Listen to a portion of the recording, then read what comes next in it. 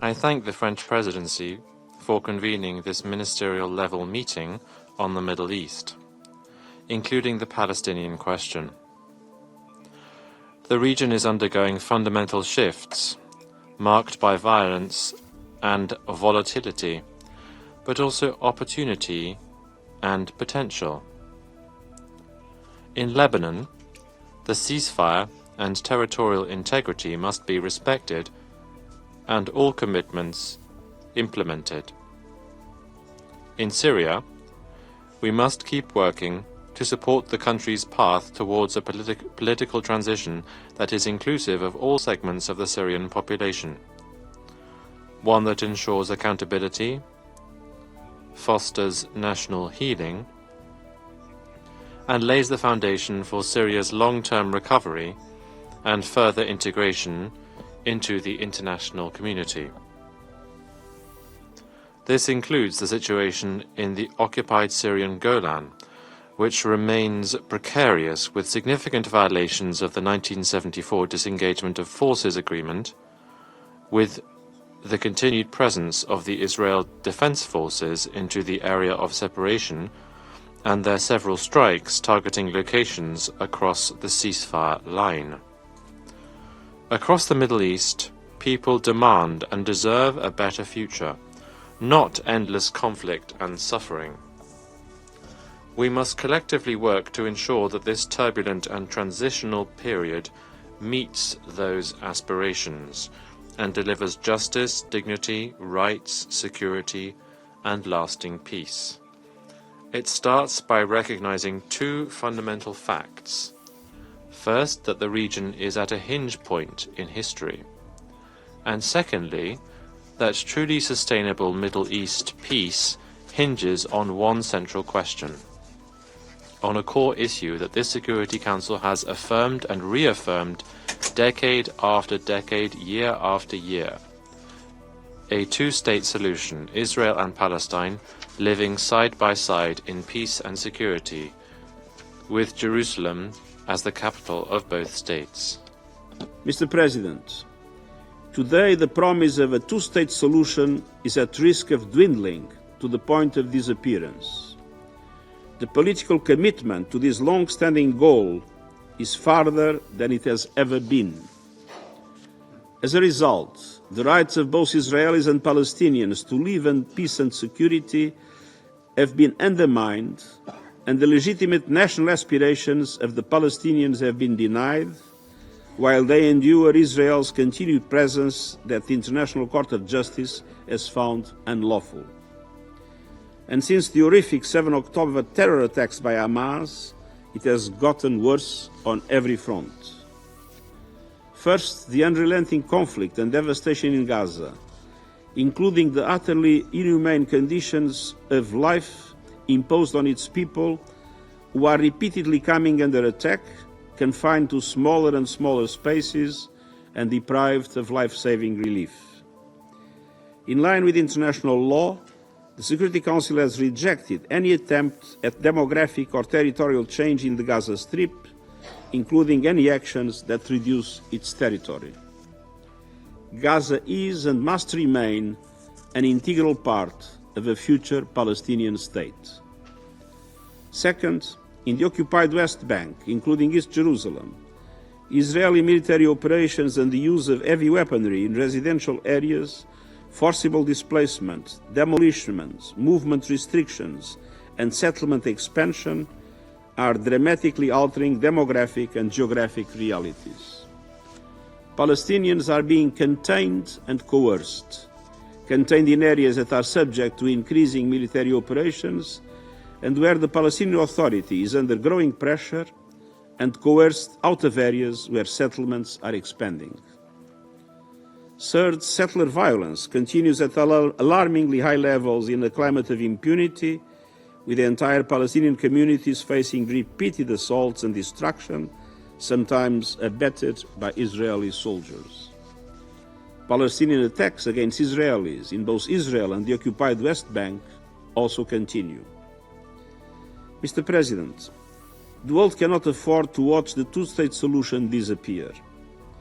Political leaders face clear choices: the choice to be silent, the choice to acquiesce, and the choice to act.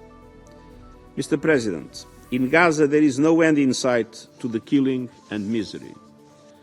The ceasefire had brought a glimmer of hope, the long-sought release of hostages and delivery of life-saving humanitarian relief. But those embers of opportunity were cruelly extinguished with the shattering of the ceasefire on 18 March.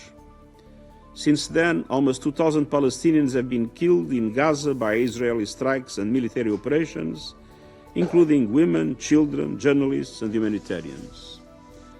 Hamas also continues to fire rockets towards Israel indiscriminately, while the hostages continue to be held in appalling conditions. The humanitarian situation throughout the Gaza Strip has gone from bad to worse to beyond imagination. For nearly 2 full months, Israel has blocked food, fuel, medicine, and commercial supplies, depriving more than 2 million people of life-saving relief, all while the world watches. I am alarmed by statements by Israeli government officials about the use of humanitarian aid as a tool for military pressure. Aid is non-negotiable. Israel must protect civilians and must agree to relieve schemes and facilitate them. I salute the women and men of the United Nations and all other humanitarian workers, especially our Palestinian colleagues, who continue to work under fire and in incomprehensibly difficult conditions. And I mourn all of the women and men of the United Nations who were killed, including some with their families. The entry of assistance must be restored immediately. The safety of UN personnel and humanitarian partners must be guaranteed, and UN agencies must be allowed to work in full respect of humanitarian principles, humanity, impartiality, neutrality, and independence. There must be no hindrance in humanitarian aid, including through the vital work of UNRWA. We need the immediate and unconditional release of all hostages, and we need a permanent ceasefire. It's time to stop the repeated displacement of the Gaza population, along with any question of forced displacement outside Gaza. And the trampling of international law must end. I call on member states to use their leverage to ensure that international law is respected and impunity does not prevail. This includes, for the 19 March incidents for which Israel has now acknowledged responsibility in firing on a UN guest house, killing 1 colleague and injuring 6 others, the 23rd March killing of paramedics and other rescuers in Rafah, as well as many other cases. There must be accountability across the board. Mr. President, advisory proceedings are ongoing at the International Court of Justice on the obligations of Israel as an occupying power and a member of the United Nations in relation to the presence and activities of the United Nations in and in relation to the occupied Palestinian territory. In February, the United Nations Legal Council submitted a written statement to the court, and yesterday she made an oral statement before the court, both of which on my behalf. The statement to the court includes points that I have made on a number of occasions.